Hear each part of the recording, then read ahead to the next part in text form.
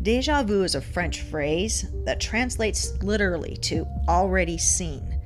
Deja vu is a broad term that is a parent term for a variety of phenomena such as déjà entendu, already heard, and déjà lu, already read. In its simplest context is the feeling that one has lived through a present situation already.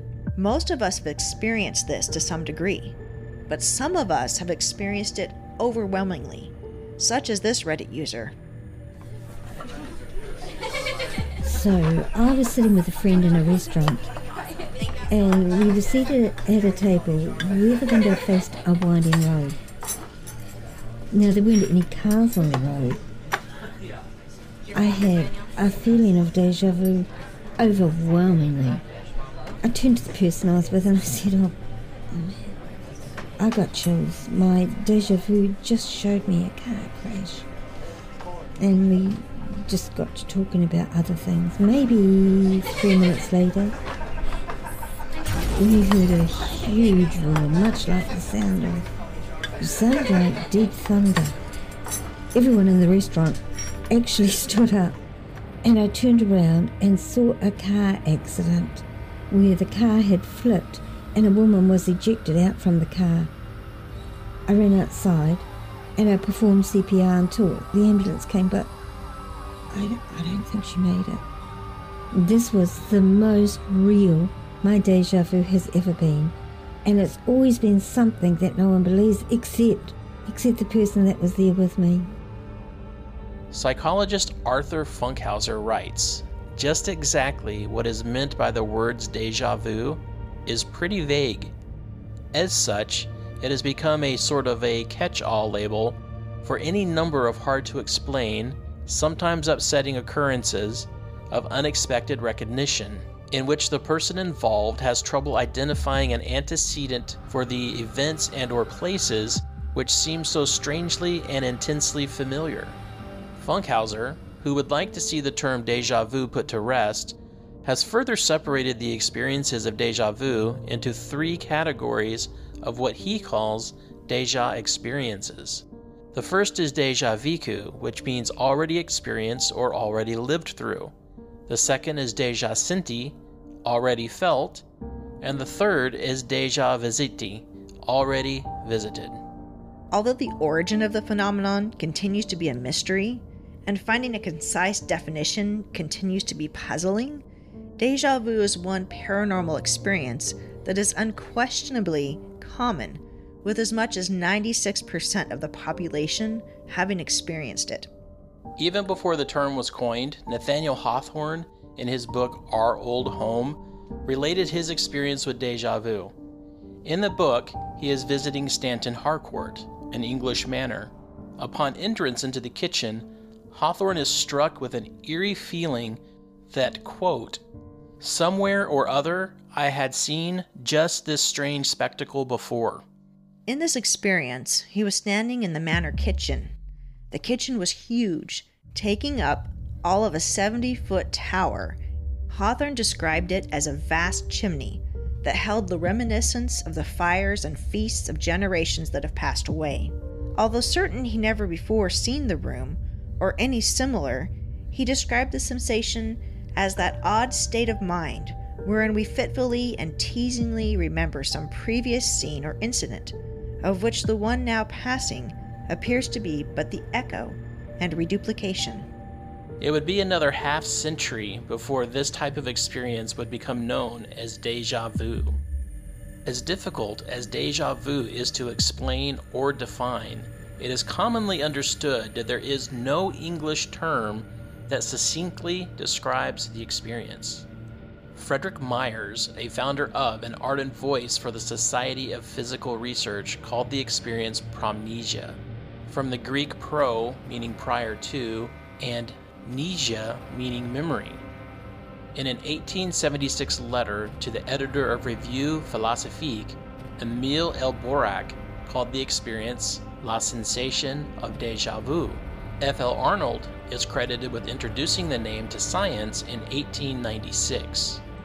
Over time, many notable scholars have theorized about the possible causes and origins of deja vu. In 1878, An article in a German psychology magazine proposed that a possible cause of the phenomenon was fatigue. 11 years later, in 1889, psychologist William H. Burnham proposed the exact opposite, stating that déjà vu occurs when the body is overrested. He wrote, "When we see a strange object, its unfamiliar aspect is largely due to the difficulty we find in apperceiving its characteristics. When the brain centers are overrested, the apperception of the strange scene may be so easy that the aspect of the scene will seem familiar." As early as 1884, some psychologists believed déjà vu was caused by double cerebration, or that one hemisphere of the brain receives information a moment before the other hemisphere. In 1895, Frederick Myers postulated that déjà vu occurred when the subconscious mind registered information in advance of the conscious mind.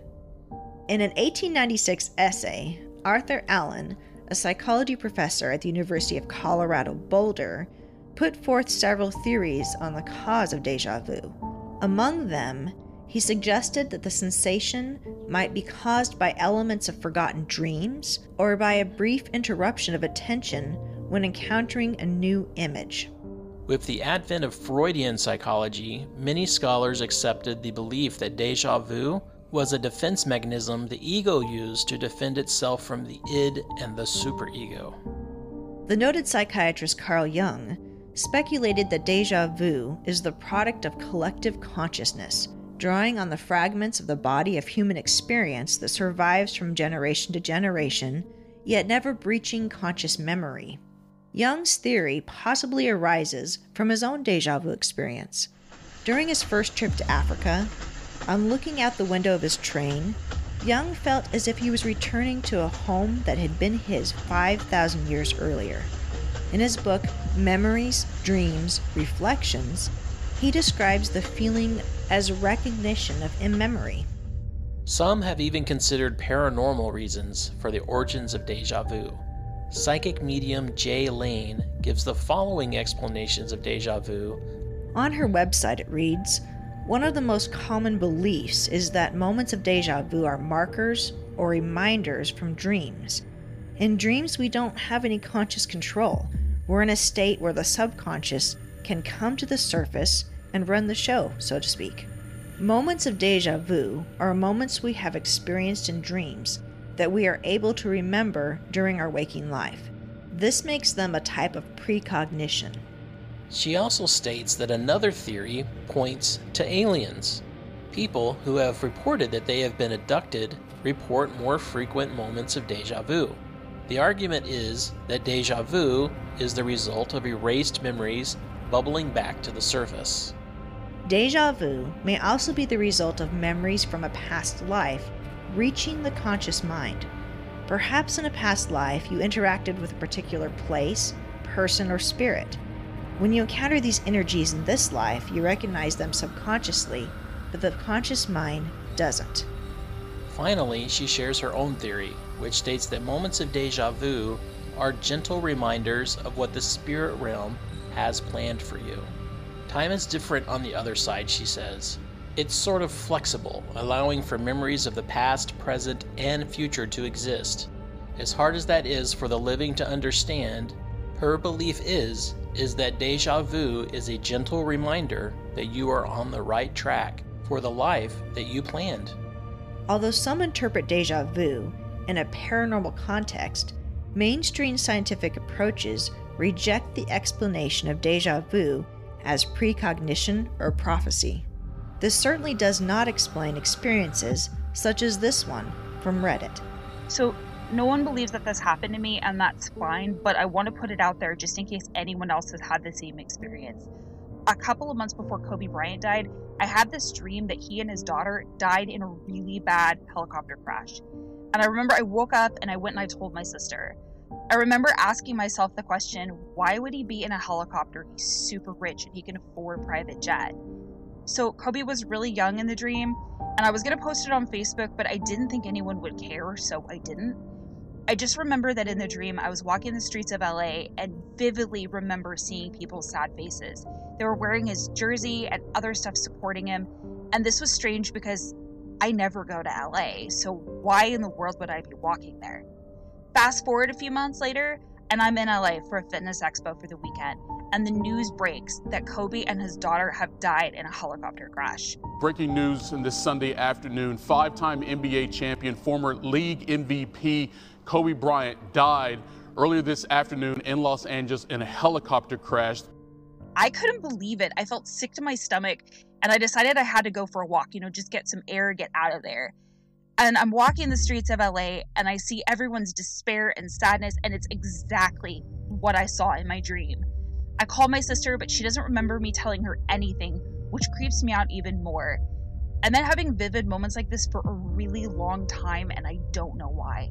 So just recently, I had a dream that someone I knew, that her car caught on fire. And this is strange because she didn't even have her license, let alone a car. I didn't think much of it until a couple of months later when she got her license and bought a car. And the next day, it caught on fire. I remember telling my boyfriend when I dreamt it, and he confirmed that he remembers me telling him. I don't know why things like this keep happening, but I'm scared. Or this experience by another user on Reddit. For context, I've been lucid dreaming for most of my life, and for the most part, I can recall entire parts of my dreams with ease. I met a new friend and went to his house for the first time. We were alone, and he mentioned that he was thinking about throwing a party in a couple of weeks when his parents were out of town for a few days. That night when I got home, I went to bed and dreamt about possible outcomes for the party, what activities we could do, layout of the place, etc. Just random stuff. Anyway, at one point in the dream, I headed down to his basement, introduced myself to 2 girls, and started playing beer pong against them. Nothing special about any of this. 2 weeks later, I'm at the party. There's around 80 people there, and it's pretty wild. I went out for a smoke, and after heading back in, I decided to go downstairs for the first time all night. And lo and behold, there's an unused table with a couple of cups and pong balls waiting for me. I grab a couple of beers, get some more cups, and loudly ask if anyone's down to play. Here's the freaky, mega deja vu part. Those 2 exact girls I met in my dream walked up to me and said they were up for a game. One of the girls asked me my name and I answered. I'm tripping out at this point because I'm positive I've never met these girls before, but proceeded to tell them both their names. The girls look a little confused. How did I know their names? Long story short, I had a massive deja vu in which I dreamt I met 2 random girls at a party, and it literally happened down to every detail in real life. Others suggest that deja vu is caused by parallel universes overlapping or syncing temporarily, like a glitch in the Matrix. A deja vu is usually a glitch in the Matrix. It happens when they change something. This theory relies on the idea that an infinite number of universes exist alongside an infinite number of yous, versions of us that we can't normally view. Think of a radio. You can only listen to one frequency at one time because they operate at different wavelengths and levels. Proponents of this theory believe parallel universes may work the same way. Vibrating at different frequencies, these universes could be all around us, but we just don't notice them. However, it's possible that for a certain moment, 2 frequencies could be in phase, allowing for universes to interact for a short amount of time. Supporters of this theory believe that deja vu may occur when universes are in sync for a short moment. When your actions in the multiverse correspond perfectly shortly after another you in a parallel universe, you may be in sync for a moment, resulting in deja vu. The universes overlap, and you feel as if you just did something, because in another universe, you actually did. There is still plenty of modern research into the phenomenon of deja vu. One of those researchers is Adam Zeman, a clinical neurologist at the University of Exeter in the United Kingdom. Zeman states, "We know deja vu as a weird fleeting moment. You pause and bask in the strangeness, then move on, perhaps not to feel it again for months or years. We brush it off in our daily lives, but deja vu can be a window into the many ways our brain regulates memory, familiarity, and other related processes. Zeman says that even though we tend to lump deja vu-like experiences together, researchers are now distinguishing between different kinds of deja vu.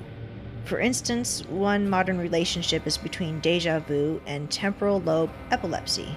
Deja vu has long been associated as an aural or prodromal symptom. Many people with this type of seizure disorder experience intense deja vu before having a seizure.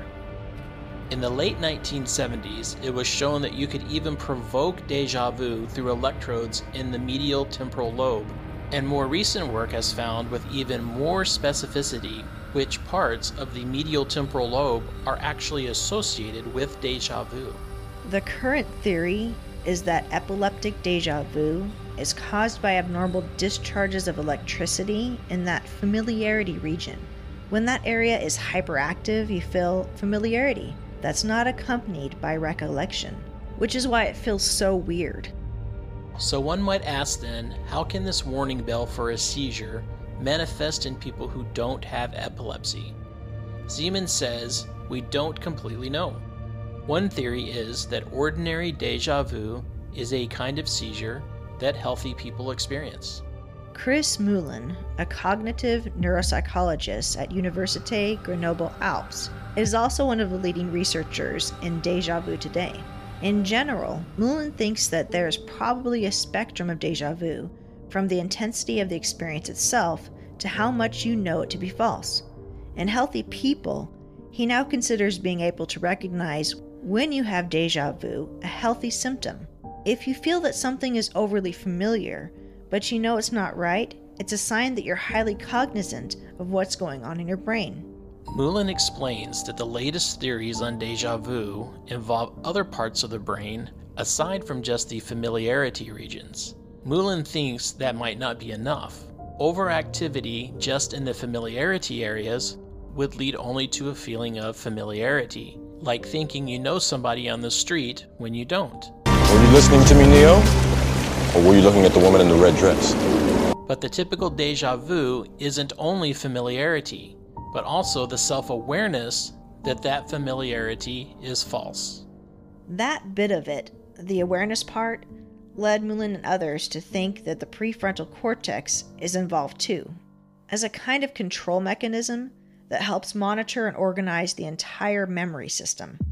In the case of deja vu, the prefrontal cortex is watching what's going on in the memory regions, and then detects a conflict between what's logically possible and what the memory system is saying is familiar. That again fits in with the story that normal deja vu is a healthy thing, because your prefrontal cortex is astute enough to notice that this overactivity in the memory system isn't quite right. This may also explain why younger people tend to experience deja vu more often than older people. According to Moulin, as you get older, you lose the precision in the memory system and the fine-grained control of what's happening in that system.